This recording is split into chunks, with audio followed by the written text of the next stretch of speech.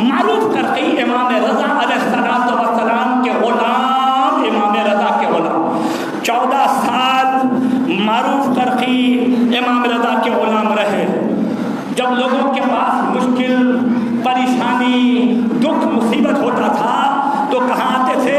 معروف کرقی کے پاس، اور معروف کرقی سے آ کے کہتے تھے حضور بہت مشکل ہے، بہت پریشانی ہے، بہت فنا ہے، آپ امام رضا سے کہیے امام رضا ہمارے لیے دعا کر دیں۔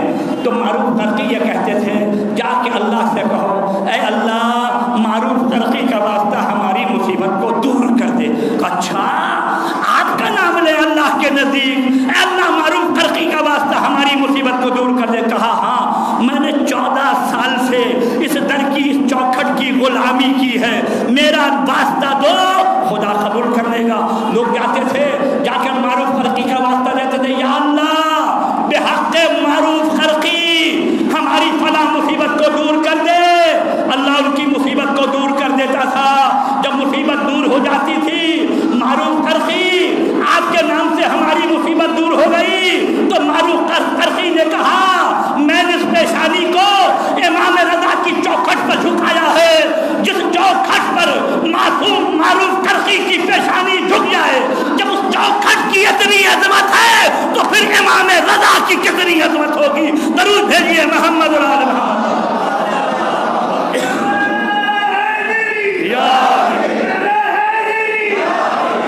پھر امام رضا کی کتنی عظمت ہے، کتنا مقام امام رضا علیہ السلام کا۔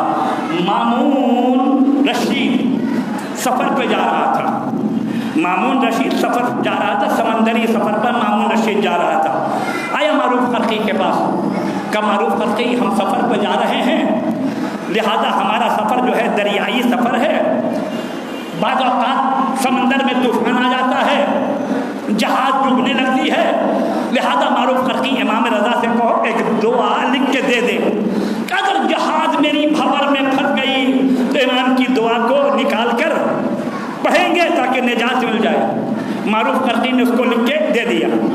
جب معروف کرقی نے اس کو لکھ کے دے دیا، معروف کرقی نے اس نے کیا کیا، اسی طریقے سے لے لیا، پڑھنے کا اسے وقت نہیں ملا، لے لیا، لے کے اپنے پاس رکھ لیا، رکھ کے وہ چلا سمندری سفر میں۔ توجہ چاہ رہا ہوں، سمندری سفر میں چلا۔ 3-4 دن کے بعد ایک سمندر میں سیلاب آیا۔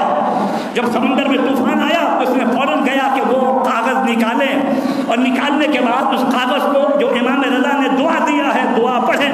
جب کاغذ کھولا اس میں لکھا تھا اللہم انجہ بحق معروف کرقی، اللہم انجہ سفینتی بحق معروف کرقی، اے اللہ میری کشتی کو نجات دے دے معروف کرقی کا واسطہ۔